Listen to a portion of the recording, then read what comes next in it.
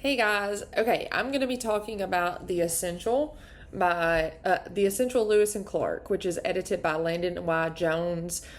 This is a condensed version of the famous journals of Lewis and Clark, chronicling their 1804 to 1806 expedition across the American West. Jones selects key passages that highlights the explorers' encounters with Native American tribes, their struggles as they cross the American West, and their observations of unknown plants and animals. It is a engaging summary of the journey, and it preserves the original language while making the text more readable to folks like you and me. So like I said, it was edited by Landon Y. Jones, and it was published in 2000. I listened on Audible to the entire book, cover to cover, every word on every page.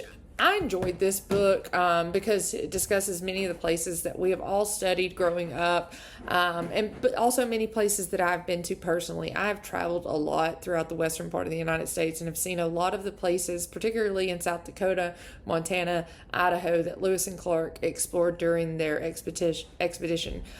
Their descriptions of what is now modern day South Dakota, which is the state that I truly feel if I was to live in another state other than Alabama, it would be South Dakota. I just find the landscape to be beautiful, particularly the plains and then the Badlands and the Black Hills in the southwest portion of the state. It was very interesting to hear their firsthand accounts of that same beautiful landscape, and to know what they were talking about, and to know these were the first non-indigenous people to encounter this landscape.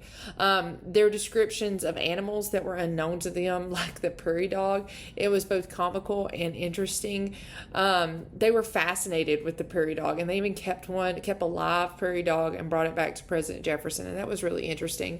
I could envision some of the other animals that they were trying to describe that were unknown to them, such as there was one instance where they were talking about the pronghorn antelope, but they refer to it as a type of goat. But they do note its similarities to the antelopes of Africa, and it instantly brought to my mind the pronghorn antelope that I saw in Custer State Park there in South Dakota. The journal entries there, they talk about the herding habits, the defense mechanisms that they use against predators, about how they really tried to catch one and hunt one, but even the scent of them on the wind, the antelope would take off, and they just marveled at their overall speed and how the herd that was just there is now hundreds of yards away from them.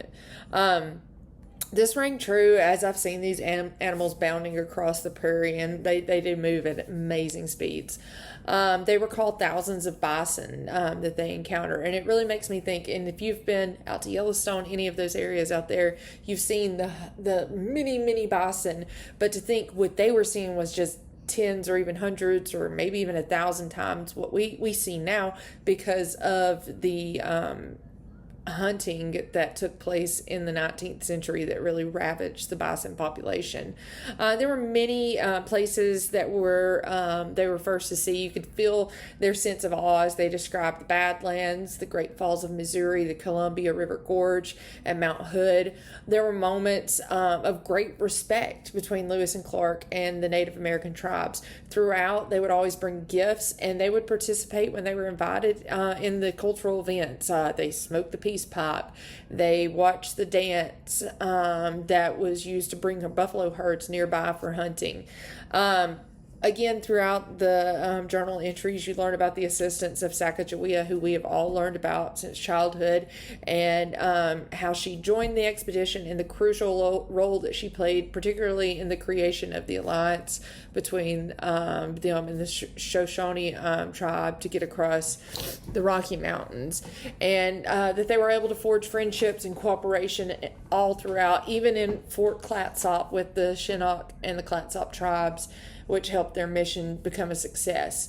There were also authentic moments throughout the book that really helped me to see them more as real people and just not historical figures. A lot of times you see them in your mind and they're just, oh, that's Lewis and Clark, and they're just there in your mind. But these were real people who had real human experiences, and that was interesting.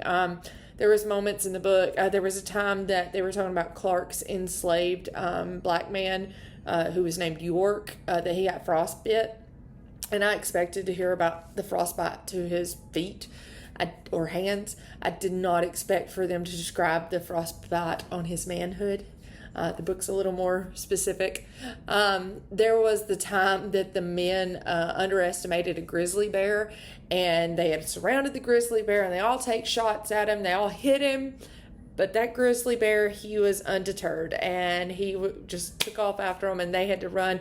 They jump off into the river, and guess what? So did the grizzly bear. He goes in the river after him. Luckily, one of the expeditioners was still on the shore, and he was able to get a clean shot into the bear's head, or else who knows what may have happened. There was the story from 1806 when Lewis accidentally overdosed on a powerful laxative when he was having some stomach issues, and the details recounting the issues that he dealt with that night. And then throughout the entire journal entries, Clark, right in line with what I have thoughts on the mosquitoes, he thought they were the vilest pest on the plains, and at one point he even runs into the river to escape them, but the leeches were there waiting for him. This was not a hard read. It was actually very easy, especially with my knowledge of most of the area, and just with basic historical knowledge that most of us have from going through school. What was frustrating for me while reading it was just that it left out some things and left me wanting more information. But like I said, this is a condensed version, so I'm sure you could go back and get more information. So using this to inspire a lesson plan, I decided to focus on students understanding the significance of the Louisiana Purchase and the expedition. And so we'd start off with showing students a map of the United States from 1803, ask them what they noticed about the map and who controlled the land west of the Mississippi River. Then I'll show them the Louisiana Purchase map and explain that President Jefferson bought the land from France, and this doubled the size of the United States. Okay, then I would move from that, warm up to dividing the students into 5 groups and assign them roles of either Meriwether Lewis, William Clark, Sacagawea, York, which is Clark's enslaved companion, or just expedition members. I'm going to provide each group with a backpack and tell them that their goal would be to determine what they would pack for a journey across the unknown land. I'll read a short passage from the essential Lewis and Clark story about a challenging event, maybe the bear attack or maybe them crossing the Rocky Mountains.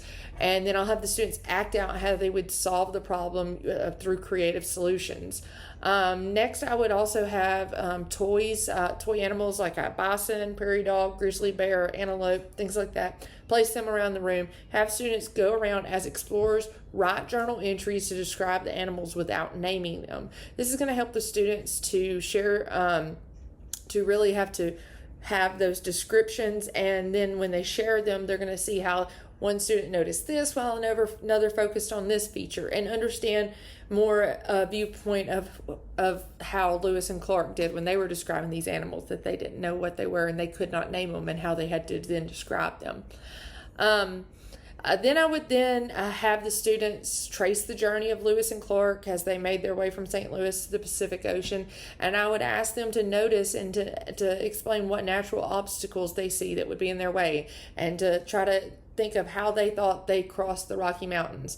I would wrap this all up with a discussion and reflection about the impact of the expedition on America and its impact still today. The 3 strategies I'll be using is the analyzing of primary sources, role-playing, and hands-on activities, and group discussions as well.